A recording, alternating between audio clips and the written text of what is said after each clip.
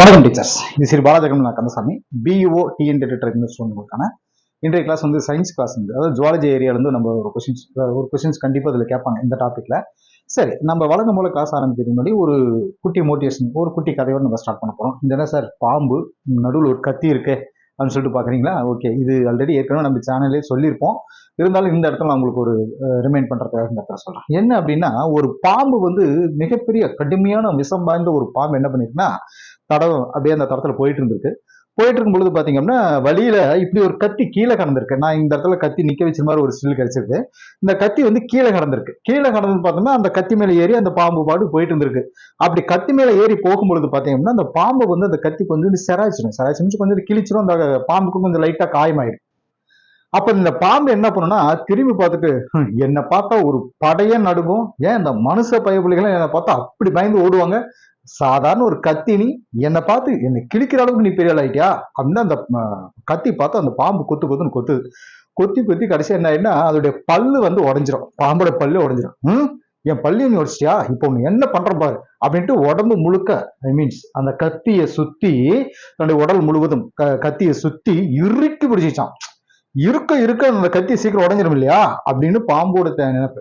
என்ன பண்ணிருக்கு நடந்தது, இப்படி சுத்தி பிடிச்சி அந்த பாம்பு இருக்க என்ன இருக்குன்னா தன்னைத்தானே அது கிழிச்சுக்கிடுச்சு. இந்த கத்தி என்ன பண்ணும், அப்புறம் கிழிக்க வேற என்ன பண்ணும், புரியுங்களா? சோ இங்க நாம சொல்ல வர விஷயம் இப்படிதான். நமக்கு வந்து ஒரு சில பேர்களை கண்டா நம்ம ஒதுங்கி போயிடணும். நம்ம கிட்ட பயங்கரமான ஒரு என்ன சொல்றது, ஒரு வீரம் இருக்கு, நம்ம மிகப்பெரிய பவர்ஃபுல்லான பர்சன், எனக்கு தெரியாது ஒண்ணும் இல்லை அப்படி இப்படின்னு சொல்லிட்டு நம்ம போய் எல்லார்கிட்டையுமே நம்ம வந்துட்டு நம்ம வீரத்தை காட்டக்கூடாது. இந்த மாதிரி ஒரு சில இடங்களில் ஒரு சில ஆட்களை கடந்து போகணும். இப்ப நீங்க பிஓக்கு படிச்சுட்டு இருக்கீங்கன்னா உங்களை வந்து டிமோட்டிவேட் பண்றதுக்காக ஒரு சில பேர் வந்துட்டு நீ எல்லாம் என்னத்தை படிச்சு இது பண்ண போற, அந்த மாதிரி கத்திகளை கண்டு ஒதுங்கிருங்க. நீங்க அதே மாதிரி அவங்க கிட்ட பேச்சு கொடுத்தீங்க அப்படின்னா அவங்க தன்னுடைய கத்தி வேலையை செஞ்சுட்டு தான் போவாங்க. இழப்பு யாருக்கு? உங்களுக்கு தான். அதனால ஒரு சில ஆட்களை நீங்க அப்படியே ஒதுங்கி கடந்து போயிடுங்க, இல்லைன்னா கண்டுக்காம போயிடுங்க. இவ்வளவுதான், பிரச்சனைகள் முடிஞ்ச வரைக்கும் நமக்கு சால்வ் ஆயிடும். நம்ம அதையும் மீறி அவங்க கூட போயிட்டு நம்ம ஆர்குமெண்ட் பண்றதோ இல்ல சண்டை போடுறதோ வச்சுக்கிட்டோம் அப்படின்னா இழப்பு நமக்கு தான். நம்ம வேலையை நம்ம பார்த்துட்டு போயிட்டே இருக்கணும். சரியா? ரைட், இன்றைய கிளாஸ் வீடியோஸ்க்கு நம்ம போக ஆரம்பிச்சலாம். முதல்ல இதுல வந்து பாருங்க, செரிமான மண்டலம் அப்படிங்கிற ஏரியால இருந்து நம்ம கொஸ்டின்ஸ் இன்னைக்கு பார்க்க போறோம். அதாவது கொஸ்டின்ஸ் வருது, ஆக்சுவலி பாயிண்ட்ஸ் பூரா நம்ம பார்க்க போறோம். இந்த ஏரியாவில் கிளாஸ் நான் பார்க்கலாம். முதல்ல நம்ம சாப்பிடுறது உணவுல இருக்கக்கூடிய பெரிய மூலக்கூறுகள் வந்து சின்ன சின்ன மூலக்கூறுகளை சிதைக்கிறது, அதை செரித்தல்னு சொல்றது. இந்த மூலக்கூறுகள் ரத்தத்துக்குள்ள போய் உட்கிரகிக்கிறது. அப்படி உட்கிரகிச்ச பொருட்களை வந்து செல் உட்பொருட்களா மாற்றுறது, தன்மையமாதன்னு சொல்லுவாங்க.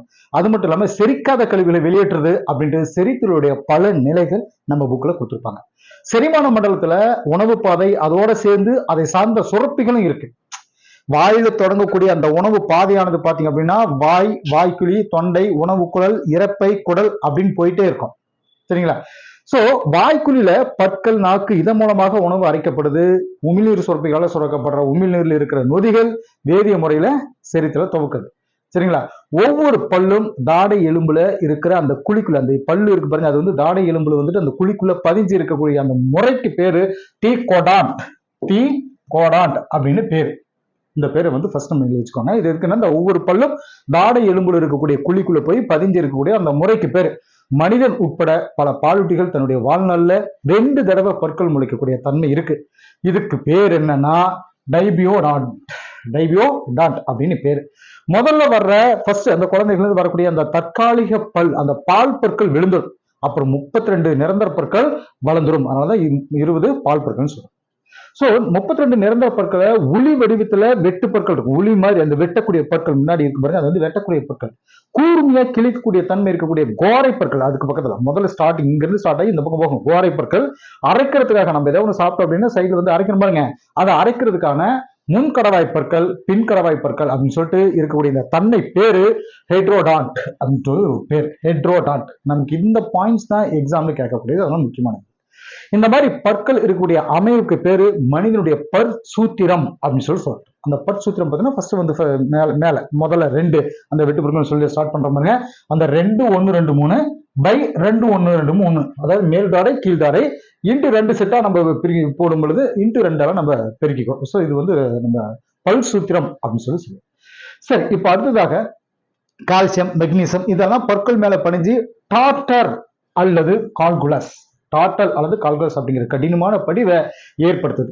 இந்த படிவுக்கு பேரு பற்றுப்படலம், அதாவது பற்றுப்படலம் பிளேக், பற்றுப்படலம் பிளேக் அப்படின்னு பேர் இதுக்கு. இந்த படிவை நீக்கலன்னா பல்லோட ஈறு இருக்கு பாருங்க, அந்த ஈறுகள்ல இந்த எனாமல் பகுதி, பல்லுக்கு மேல கடினமான தன்மை இருக்கு பாருங்க, அந்த எனாமல் பகுதிக்கு இடையில அந்த இருக்கக்கூடிய அந்த இடைவெளி அது பரவி வீக்கத்தை கொடுக்க ஆரம்பிச்சிடும். ஸோ இதுக்கு ஈறு வீக்க நோய், ஈறு வீக்க நோய் அப்படின்னு பேர். சரிங்களா? சரி, இந்த ஈறு வீக்க நோய் பார்த்தாச்சு. ஈறுகள் செவந்து ரத்த கசிவு ஏற்படுறது இந்த நோயோட அறிகுறிகள் அப்படின்னு சொல்லப்படுது. உணவு மெல்றப்ப பயன்படக்கூடிய அந்த பட்டுடைய பகுதி எனாமல் சொல்லும். அந்த பல்லு வந்து பாத்தீங்க அப்படின்னா மேல கடினமான தன்மையா இருக்கிறதுக்கு அந்த இதுக்கு பேர் எனாமல் சொல்லும். அடுத்து நம்ம ஜீரண உறுப்புகள்லயே செரிமான மண்டலத்திலே பாத்தீங்க அப்படின்னா இந்த நாக்கு அப்படிங்கிறது வாய்க்குள்ள இருக்கக்கூடிய ஒரு விஷயம். இந்த நாக்குன்னு வரும்பொழுது பாத்தீங்கன்னா ஃப்ரினுலம் அப்படின்னு சொல்லுவோம். நாக்கோட பின்பகுதி, முன்னாடி இருக்கிறது முன்பகுதி, நாக்குடைய பின்பகுதி வாய்க்குள்ளுடைய தரைப்பகுதியில அந்த ஃப்ரினுலம் கீழே இருக்கு பாருங்க, அது ஒட்டுன மாதிரி, அந்த நாக்கு மேல தூக்கும் பொழுது பாத்தீங்கன்னா அடியில ஒட்டுன மாதிரி இருக்கும். அந்த ஃப்ரினுலம் அப்படிங்கிற அமைப்பு மூலமா ஒட்டி இருக்கு. ஒருவேளை அந்த ஃப்ரினுலம் மட்டும் இல்லைன்னு வச்சுக்கோங்களேன், நாக்கை நாமளே விழுங்கிடும். அது எவ்வளவு கொடுமையா இருக்கு பாருங்க, அந்த நாக்கை விழுங்கிடும். ஸோ அந்த ஃப்ரினுலம்க்கு வந்து அவ்வளோ ஒரு அந்த இது இருக்கு. சரிங்களா? ஸோ இந்த நாக்கோட மேற்பரப்புல சின்ன முகிழ்ப்பு இருக்கு. அந்த மேற்பரப்பு வந்து சின்ன சின்ன முகில்கள் மாதிரி இருக்கும்.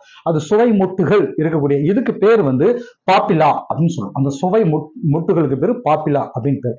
வாய்க்குழி, தொண்டை அப்படிங்கிற சின்ன பாதையில திறக்கூடிய இந்த வாய்க்குழி வந்து தொண்டை அப்படிங்கிற சின்ன பாதையில இது உணவு காற்று கடத்தக்கூடிய ஒரு பொதுவான பாதைன்னு சொல்லப்படுது.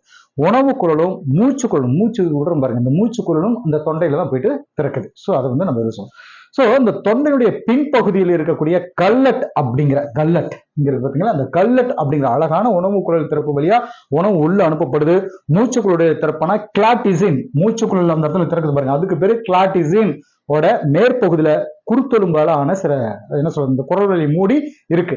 இது விழுங்குறப்போ மூச்சுக்குழலுக்கு உணவு போறதுக்கு எல்லாமே பாதுகாக்குது. அப்ப நம்ம பேசும்பொழுது பாத்தீங்கன்னா பொறையரிச்சின்னு சொல்லுவோம். ஏன்னா அது உணவு குழல்ல அந்த சாப்பாடு போய் இறங்கிடும். அதனால இந்த சாப்பிடும் பொழுது பாத்தீங்கன்னா பேசக்கூடாது, பேசுறப்ப சாப்பிடக்கூடாது, இவ்வளவுதானே. அப்ப சாப்பிடும் பொழுது நம்ம பேசக்கூடாது. அப்படி பேசணும் என்ன பண்ணுவோம், மூச்சுக்குழலுக்குள்ள அந்த உணவு போயிடும். ஸோ இது வந்து என்னன்னா அந்த குரல் வலை வந்து அது மூடி இருக்கும். ஸோ அது வந்து அந்த இடத்துல வந்து உணவு போறதுக்கு இல்லாம பாதுகாக்கிறது. சரிங்களா? இதோட ரெண்டு பக்கமும் டான்சில்கள் அப்படின்னு சொல்லக்கூடிய ரெண்டு நிணநீரிய திசு தொகுப்புகள் இருக்கு.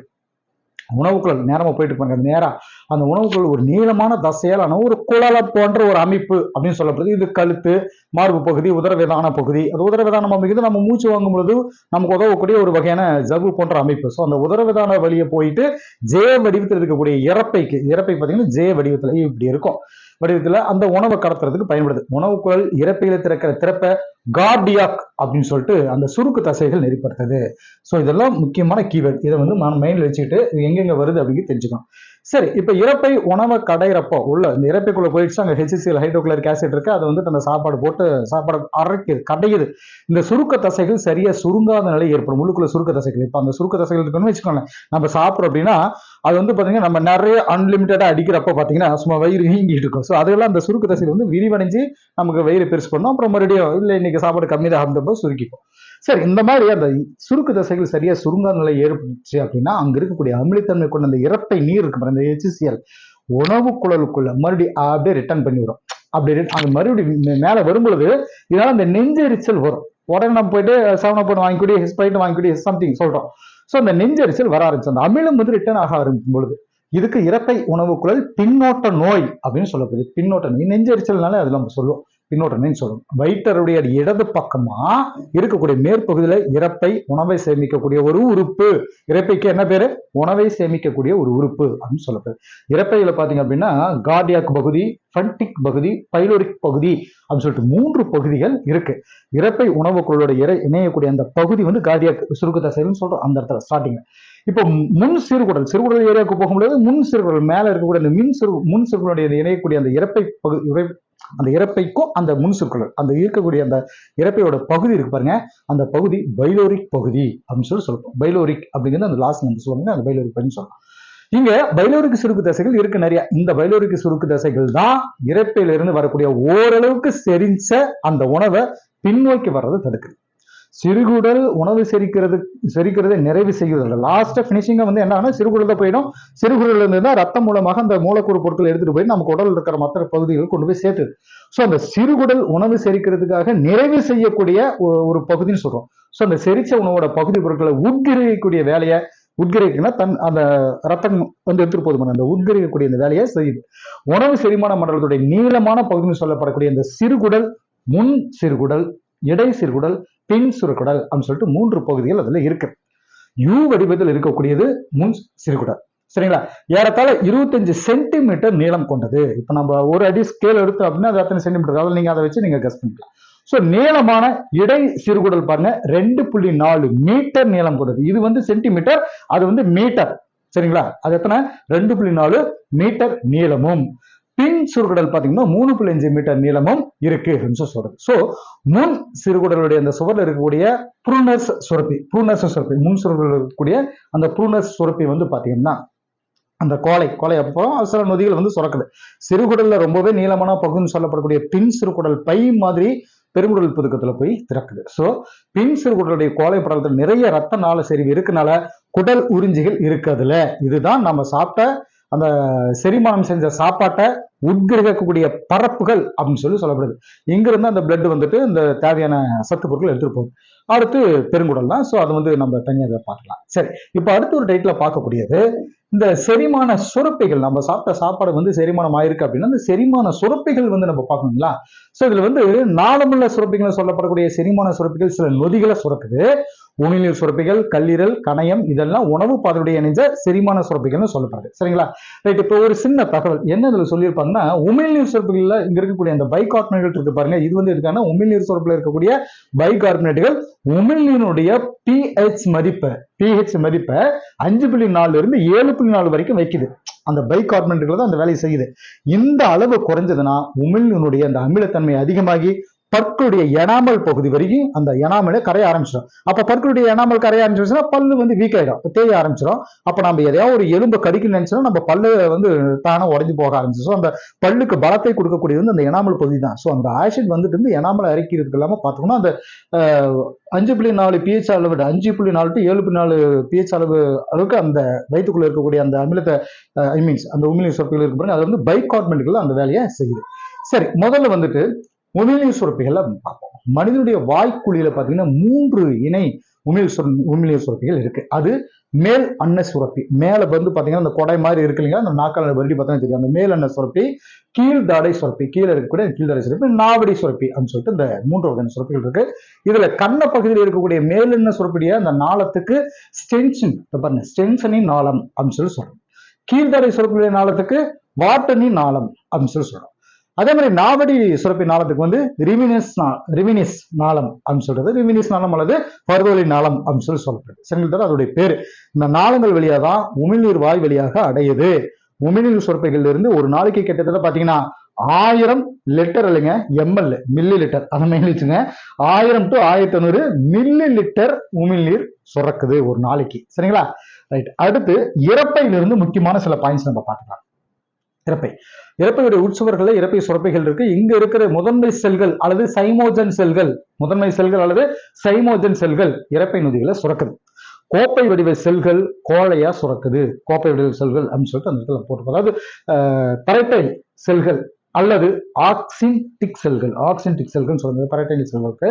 இந்த ஹைட்ரோகுளோரிக் ஆசிட் இருக்கு பாருங்க, அந்த ஹைட்ரோகுளோரிக் அமிலம் HCl, விட்டமின் B12 இதை வந்து உட்கிரகிக்க தேவையான கேசல்ஸ், அதை வந்து உட்கிரகிக்க தேவையான அந்த கேசல்ஸ் அப்படிங்கிற காரணியை வந்து சுரக்குது.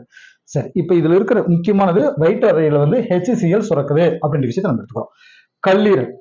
கல்லீரல்ங்கிறது தான் நம்ம உடம்புல இருக்கக்கூடிய மிகப்பெரிய சுரப்பின்னு சொல்லப்படுது. கல்லீரல் தான். இது வந்து வயிற்றறையுடைய வலது பக்கம் மேல் பகுதியில், இந்த பக்கம் வலது பக்கம் மேல் பகுதியில் உதரமதானத்துக்கு கொஞ்சம் கீழே இருக்கு. சோ கல்லீரல் இடது வலது அப்படின்னு 2 பெரிய கதுப்புகள், 2 சின்ன கதுப்புகள் இருக்கு இந்த கல்லீரல். சரிங்களா?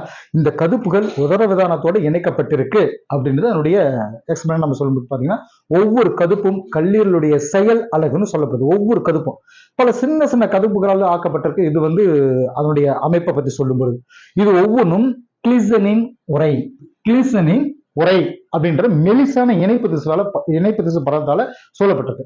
கல்லீரல் செல்கள்ல சுரக்கக்கூடியது பெத்த நீர் மெலிசான தசையாலான பெத்த நீர் பையில சேமிச்சு வைக்கப்படுது. சரிங்களா? பெத்த நீர் பாத்தீங்க அப்படின்னா அது வந்து கொழுப்பை வந்து செரிமானம் செய்யக்கூடியது. கொழுப்பு அப்படிங்கிறது நம்ம சாப்பிட்ட சாப்பாடுல கொழுப்பு இருக்கும் இருக்காது.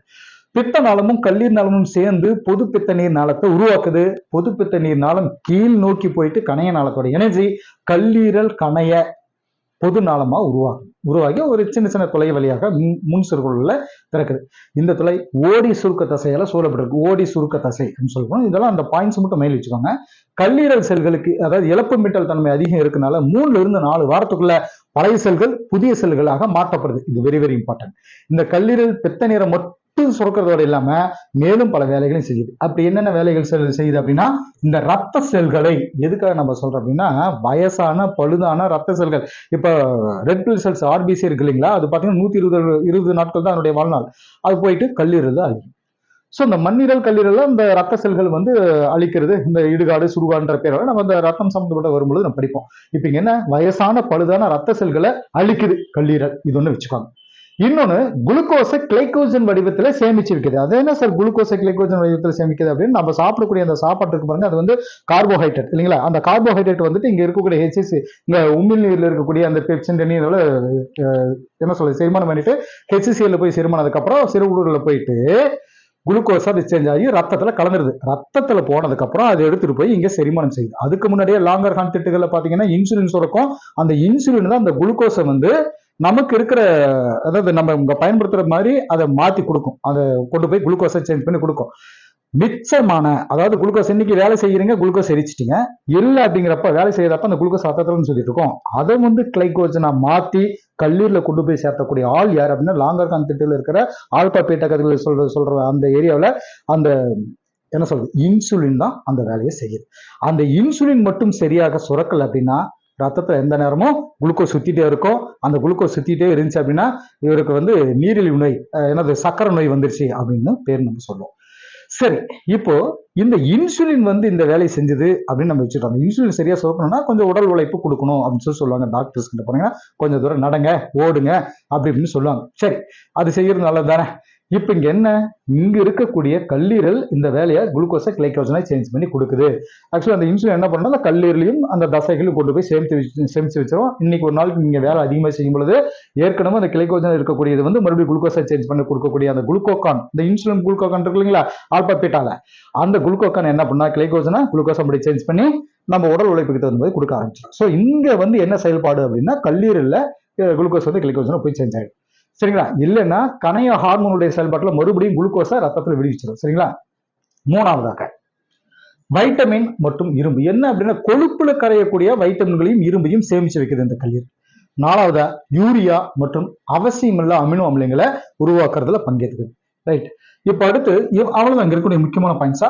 கணையம் அப்படிங்கிற ஏரியாவில் நம்ம பாத்தீங்கன்னா செரிமான மண்டலுடைய 2வது பெரிய சுரப்பி. முதல் சுரப்பி தான் நம்ம சொல்லியிருப்போம் கல்லீரல். 2வது பெரிய சுரப்பி என்னன்னா கணையம் தான். இது ஒரு கூட்டு சுரப்பின்னு சொல்லப்படுது. இதுல வந்து பாத்தீங்கன்னா நாளமுள்ள சுரப்பிகளும் இருக்கும், நாளம் இல்லா சுரப்பிகள் இருக்கும். அது என்ன சார் நாளமுள்ள நாளம் இல்லா சுரப்பிகள்? நாளமில்லா சுரப்பிகள்னு சொல்லும்போது இந்த பிட்யூட்ரி, தைராய்டு இதெல்லாம் நம்ம சொல்லலாம் நாளமில்லா சுரப்பிகள். அப்ப நாளமுள்ள ஒவ்வொன்றும் பார்த்துருவோம். இது வந்து முன் சுருக்கடல் பகுதியில் இருக்கு. நாளமுள்ள சுரப்பி பகுதியில் சுரக்கப்படக்கூடிய கணைய நீர்ல கணைய அமைலேஸ், ட்ரிப்சின், கணைய லிபேஸ். அமைலேஸ், ட்ரிப்சின், லிபேஸ் இந்த 3 வெரி வெரி இம்பார்ட்டன்ட். கணையம் வரும்போது அமைலேஸ், ட்ரிப்சின், லிபேஸ். எதுக்கு சொல்றேன்னா அடிக்கடி எக்ஸாம்ல இந்த வார்த்தைகள் வந்துட்டு இருக்கு. சரி, நாளமில்லா சுரப்பி பகுதியில் சொல்லக்கூடிய லாங்கர் ஹார்ன் திட்டுகளை இன்சுலின் குளுக்கோகான், நான் முன்ன ஏற்கனவே சொல்லியிருப்பேன். அந்த கார்போஹைட்ரேட் வந்து குளுக்கோஸ் வந்து இதுக்காக நமக்கு கல்லீரல் சமயத்தில் நம்ம பார்த்துருப்போம். ஸோ அந்த லாங்கர் ஹார்ன் திட்டுகளை இன்சுலின் குளுக்கோகான் மாதிரியான ஹார்மோன்கள் சுரக்குது. இது வந்து நாளமில்லா சுரப்பிகளுக்கான சில எடுத்துக்காட்டுகளை சொல்றேன். சரி, வாய்க்குழியில உணவு செரிக்கிறது இது எப்படி வந்து வரக்கூடியது அப்படின்னு ஒரு டைட்டில் நான் இதுல சைட்ல பார்த்தல. இதுல வாய்க்குழியில உணவு மீதான பார்வை. இப்ப நம்ம ஒரு சாப்பாடை பாக்குறோம்னு வச்சுக்கோங்களேன், என்னமோ வெறுமனமே சாப்பிடணுமே அப்படின்றதோட நம்ம பாக்குறது இல்லாம நம்மளுடைய பார்வை, அதோட மனம், அதோட சுவை, ரசிச்சு ருசிச்சு சாப்பிடணும். சரிங்களா. வாய்க்குழியில உணவுப் பொருள் ஏற்படுத்தக்கூடிய அந்த தொடு தூண்டல், அதை அப்படியே பார்த்த உடனே அந்த வாசத்தை கண்டதுமே, சாப்பாடை கண்டதுமே உடனே நமக்கு அப்படி ஒரு தூண்டணும், அப்படி ஒரு வாசமா இருக்கணும். சோ அப்படி தூண்டி அன்னிச்சை செயல்களா உமிழ்நீர் வந்து உற்பத்தி ஆகணும். ஆஹா, பார்த்த உடனே உமிழ்நீர் உற்பத்தி ஆனா மட்டும்தான் அந்த சாப்பாடு முழுமையா ஜீரணமாகும். சரிங்களா, செரிமானம் ஆகும். சரி, உணவு வந்துட்டு சின்ன சின்ன துண்டுகளா உடைக்கிறது, அரைக்கிறது, இந்த மாதிரியான முதல்நிலை செரிமானம் வாய்க்குழியிலே நடந்துடும். சோ அப்படி நடந்துடணும், வெறுமனே எடுத்து மென்னுட்டு இருக்கக்கூடாது. சரிங்களா. சோ இதுக்கு மெல்லுதல் அப்படின்னு பேரு. மெல்றது உமிழ்நீர்ல டயலின் அப்படிங்கிற அமைலேஸும், பாக்டீரியா எதிர்ப்பு பொருள்னு சொல்லக்கூடிய லைசோசைம், உயவு பொருள்னு சொல்லக்கூடியது அந்த கோலை இருக்கு, கிளைக்கோபுரதம் அப்படின்னு சொல்லக்கூடிய அந்த கோலை, இந்த 3 வெரி வெரி இம்பார்ட்டன்ட். இதெல்லாம் அதுல இருக்கு. நாம விழுங்குறதுக்கு அதாவது ஏறத்துக்கு கொடுக்கக்கூடிய ஒரு தன்மையில அந்த உமிழ்நீர் மாத்துது. நம்ம வெறுமனே சாப்பாடை மட்டும் அப்படி வச்சு அப்படியே முழுங்கி பாருங்க, முழுங்க முடியாது. ஒரு மென்னதுக்கு அப்புறம் அப்படி இங்க இருக்கக்கூடிய இன்சென்ட்கள்லாம் போய் சேர்ந்ததுக்கு அப்புறம் தான் ஈஸியா விழுங்க முடியும். உணவுல இருக்கக்கூடிய பாலிசாக்கரைன்னு சொல்லப்படுற ஸ்டார்ச்சோட அளவை 30%, ஸ்டார்ச்சோட அளவை 30% உமிழ்நீர் இரட்டை சர்க்கரை மூலக்கூறுகளை மாற்றுது. இரட்டை சர்க்கரை மூலக்கூறுனா என்னங்கிறது நம்ம தனியாக கிளாஸ்ல பார்க்கலாம். உணவை விழுங்குறதுக்கு அப்புறம் அது உணவுக்குழுடைய பெரிஸ்டால்டிஸ், அதாவது பெரிஸ்டால்டிஸ், அதாவது பெரிய ஸ்டால் அப்படின்னு மைண்ட்ல வச்சுக்கோங்க. ஸ்டால் கடையில் போட்டிருக்கீங்கன்னா அது பெரிய ஸ்டால். ஸோ பெரிஸ்டால்சிஸ் அப்படின்னு சொல்லிட்டு அப்படிங்கிற அலை இயக்கம் மூலமாக இறப்பையை போய் அடையுது. இறப்பைக்குள்ள உணவு போகிறது கார்டியாக் சுருக்கு தசை கட்டுப்படுத்துது. கார்டியாக் சுருக்கு தசை ஏற்கனவே இதை ஒரு டைம் நம்ம பார்த்துக்கோம். அடுத்து இறப்பையில உணவு எப்படி செரிக்குதுன்னா, இறப்பையில 4 to 5 மணி நேரம் வரைக்கும் தங்கி இருக்கக்கூடிய அந்த உணவு தொடர் அலை இயக்கம் அது பாட்டுக்கு போயிட்டே இருக்கும். சோ அந்த இயக்கம் மூலமாக இறப்பை நீருடன், அந்த இறப்பை நீர் அப்படிங்கிறது HCl கலந்து கடையப்படுது. அது ஃபுல்லா போட்டு கடைஞ்சிருது.